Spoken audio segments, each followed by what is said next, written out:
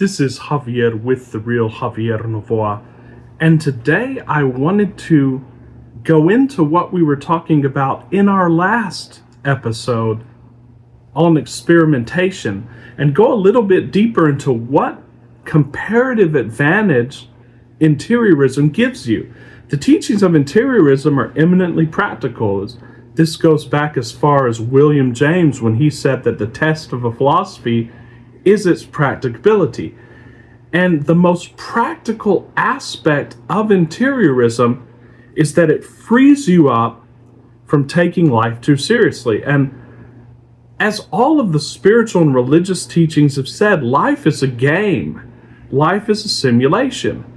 If you go into the Bible, it talks about the fact that this is an illusion, this is a game. Jesus says, be in the world, but not of it.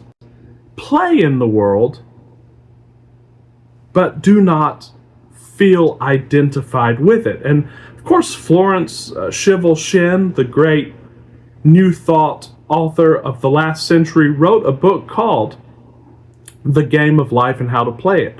Neville Goddard also had a lecture called The Game of Life, and he says, the game of life, like every game, is played within the framework of certain rules, and any violation of these rules carries a penalty. You and I are playing this game from morning to night, and should therefore learn its rules in order to play it well.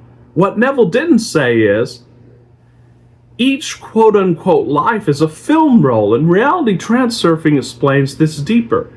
You choose the film roll, and then that film roll does have an inexorable logic to it, but you can always get onto another film roll. To make it more simple, you choose the game that you play, then of course you're bound by its rules, and while you can't change the rules of the game, you can always change the game. And I just wanted to talk about the game. It goes a little bit into game theory. It goes into how to build success. If you look at the great spiritual author and billionaire Michael Singer, he talks about this often. Of course, he's the author of the book, The Surrender Experiment. And what he learned was, although he didn't articulate it as we're going to articulate it here, that when you surrender to life and you accept the circumstances of life and do not struggle against them, then things work out very well because you're okay inside. Of course, what he doesn't mention is that you surrender to the film roll, but then, of course, while you're doing that, you can get onto another film roll, and this is the explanation of how things happen. Everything's saying the same thing. I'm not okay. And nobody's paying attention, all right? Because everybody's not okay. Like the fish don't know they're in the water because they've never seen out. Very few people have ever reached the state of always being okay. It is reachable. Let's get that straight. Your inner state can be more beautiful than anything you could ever experience from the outside. This happens to be its natural state. So the key is not okay. Let's get that straight. Not okay. I'm trying to be okay. All right? There are lots of different ways people are trying to be okay. Lots of different ways. Just depends on how your mind thinks. You are out there trying to manipulate things outside so that you can be okay inside. This is the trap. All right? So now, the question becomes, if this is what you're going to do, spirituality is very straightforward. Let's get, first of all, people really, really mix up spiritual growth with renunciation. And I got a pet peeve with that one. Renunciation has nothing to do with spiritual growth. Why? What is renunciation? I'm not okay. I want to be okay, but I won't.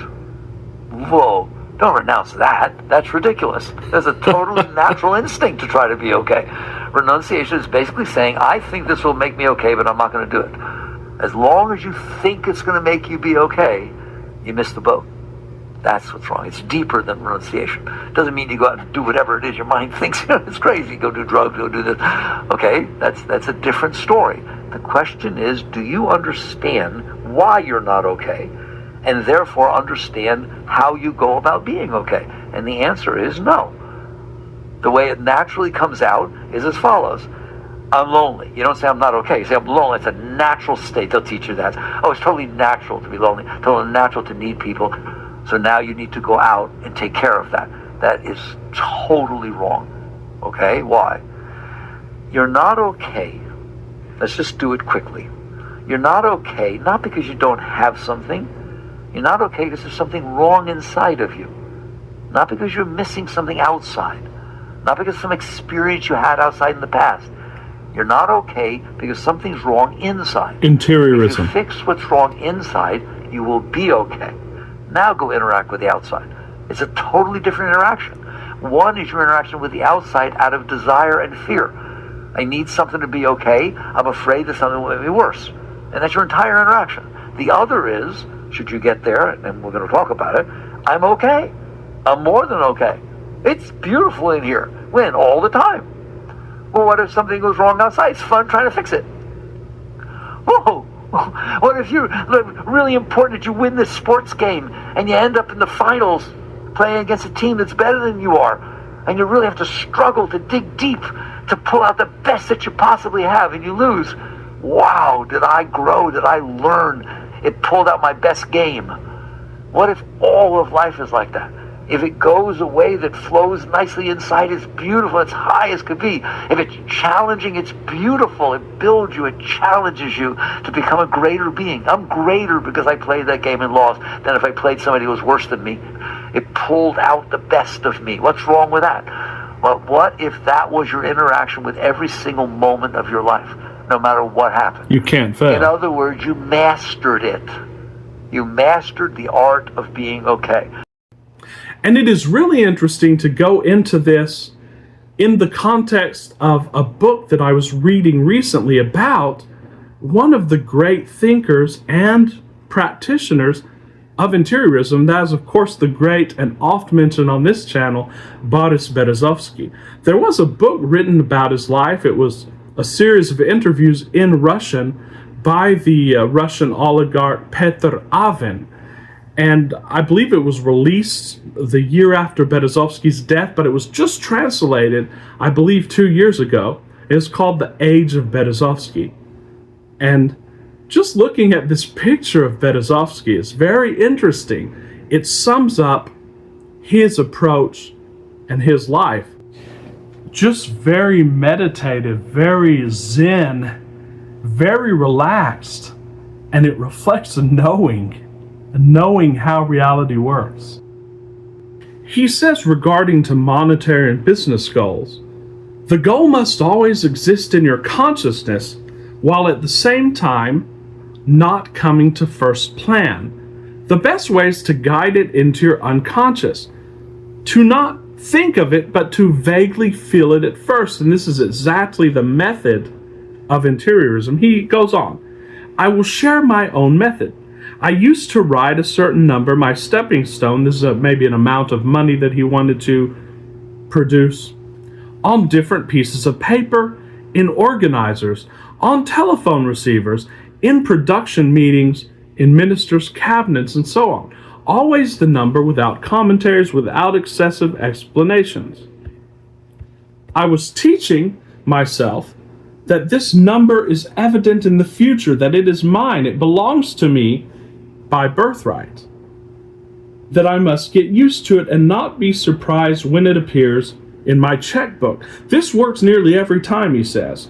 Additionally, when I was setting a number in the last stages of my business career, I did not at all think where it would come from. That is, I ignored the placebo of feverish and hasty behaviors typical of businessmen. I simply knew that circumstances would come together in such a way that their irreversible movement would deliver to me exactly this number, and I would only need to accept it.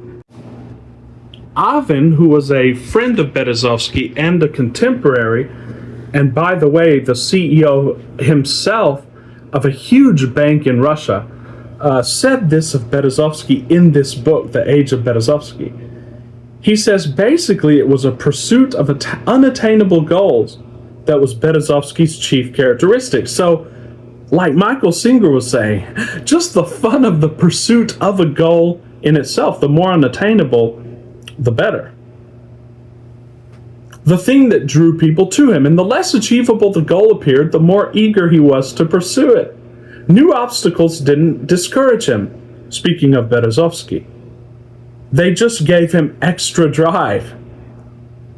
There were no such words as no, impossible, and cannot in Boris' vocabulary. To quote the popular song by Russian rock band Mashina Vremeni, one can say with certainty that Berezovsky did not succumb to a changing world. This thought simply never occurred to him. He said, disregarding all social convention, he would travel around with 18 to 20-year-old girls.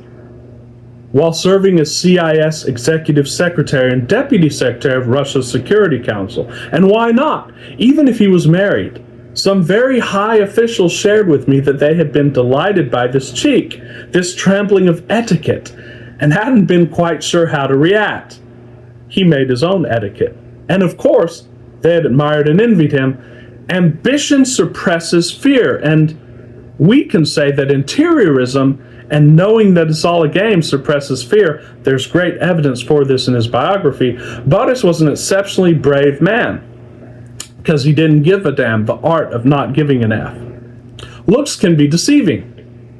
A hunched over posture, a scurrying gait, frantic movements. As a young man, he may have looked nervous or obsequious. This could not have been further from the truth. He was not just brave, he was audacious. The boundless and poorly evaluated risk, of course, this is someone looking at him on the outside, perhaps without a philosophical understanding of interiorism. The boundless and poorly evaluated risks that he took in business and politics, including life-threatening ones, always baffled me, Petr Avin said about Berezovsky. I was not prepared for that. When he would race in a snowmobile across the ice of the Klyazma Reservoir, his bodyguards couldn't keep up because they were scared. That's how he broke his spine one night, escaping death by a whisker. He drove at high speed into a relatively soft reed and luckily not a tree or granite parapet. Roman Abramovich told me how once at the very beginning of his partnership with Boris, he asked him for help. They had started having problems with some gangsters. The situation was getting dangerous and Roman began thinking of hiring bodyguards, which he, unlike Boris, didn't have at the time. Berezovsky's response to the news about the danger and the request to assist with security reinforcement was dry. Business is war. You get killed, you lose. So he's accepting here the consequences of the game. He's playing a game. Make sure you don't get killed, Berezovsky said, and sort out your bodyguards yourself, but don't get too hung up on it. Berezovsky himself didn't get hung up, especially after an attempt was made on his life. Retreating out of fear was an impossible scenario for him. On the contrary, he felt the urge to overcome fear and push onward. This courage, together with his unbridled ambition, undoubtedly attracted people to him and made him a leader. That and his extraordinary gift of the gap. So that's why I use him a lot as an example of interiorism, as an example of what we teach on this channel. Because again, when you internalize this material, and as Michael Singer said, when you're no longer trying to be okay within, when you're no longer trying to change circumstances to be okay, but then you just go after them as a game and you don't care about the result.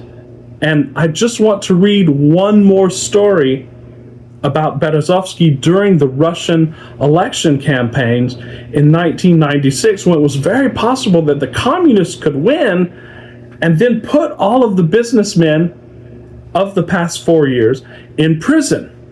And I want you to see how Berezovsky reacted, because again, when you see it as a game and you've already accepted all of the consequences, then you can just go out and go for it.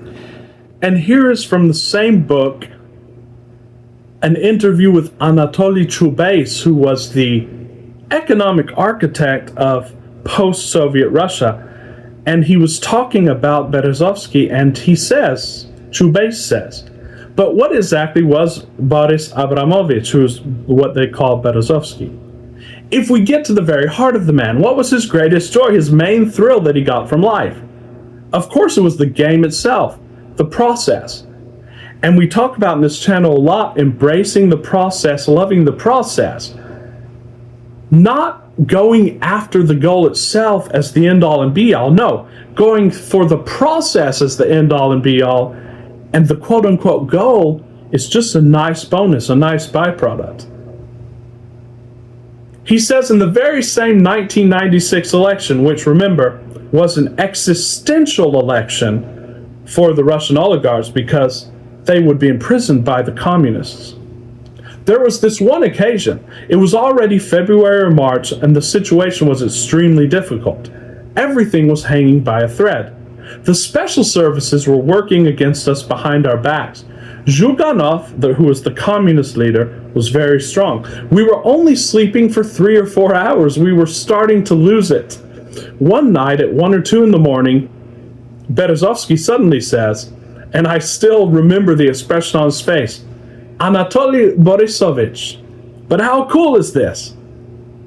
I didn't even understand what was cool, Chubais says. Things were crumbling, falling apart. We had to come up with some urgent plan at 6 in the morning in order to protect ourselves from the blows of the communists. And here he is going, what a thrill, after all. I say, what is? What are you talking about? Where's the buzz? How cool. Here we are, all of Russia in front of us, and we are running all of it. Look, what are you going on about, he said. But this was something really deep within him. And I say this comes from a very firm grasp of the principles of reality, which Berezovsky had because he wrote it all in his book, How to Earn a Fortune, which was originally an intercorporate memo. And so how do we embrace the game? I talked about in our last video that the secret of Napoleon Hill, and indeed the secret of applying these principles of interiorism, is frequent experimentation. But of course, in order to experiment, you have to have a hypothesis. Of course, you can be wrong. But what will encourage you to branch out and to experiment, and therefore to ultimately find that successful flow, is knowing that it's a game. And when you know that everything's a game, the first and foremost aspect of that is that there are really no stakes, because a game is something that is agreed upon by convention. And of course, there's an outside layer. There's an outer layer of that game where you can retreat and where the rules of the game don't matter. For example, if two opponents are playing chess, well, one will win and one will lose, but then they will go home and they will eat lunch and they will be with their families. It's not like someone's going to die if they lose that game. So the pressure's taken off. The seriousness is taken off. Of course, it's not true for some chess players, but so that the analogy will hold here. When the seriousness is taken off, ironically, you will perform better at the game. So all of these principles, all of these teachings of interiorism, all of these videos are to teach you and to show you that nothing really matters and that you can have fun. When you have fun, ironically, that is when you are actually going to go into peak performance, and you are going to become everything that it is in your potential to become in this experience. And that's what we all want, guys. We only get one life. We want to become everything that we can become. But as in golf, if you hold on to the club too tightly, you will not hit the hole. If you hold on to the football too tightly, you will not win the game. So too, if you take this thing too seriously, you'll start to make mistakes. So interiorism is actually a great management tool, but here's the paradox. If you consciously try to use the processes as a management tool, it's when you'll start slipping up. I've experimented with it a lot, and even things as simple as presence, guys, as being in the moment, as being in flow, when I've actually tried to get into flow to affect some change on the outside, it's always screwed up my flow. It screws up your entire day. So don't even try. Just be present for the sake of being present. When you imagine an ideal scene or get into state, only do that for the sake of enjoying that state immediately. Do not try to make it spill over into this film roll. For indeed, if you go back into the rules of the game, you cannot change this film roll. This film roll is already pre-written. If you study reality transurfing, you can watch our videos on film rolls. But what you can do is you can go to another film roll. But again, when you're trying to resist the film roll that you're on, it's the glue that sticks you to the current film roll. It's very ironic, it's paradox, and indeed, in order to understand these principles, you have to embrace paradox. But if you're new to this, just look to the examples of the great masters.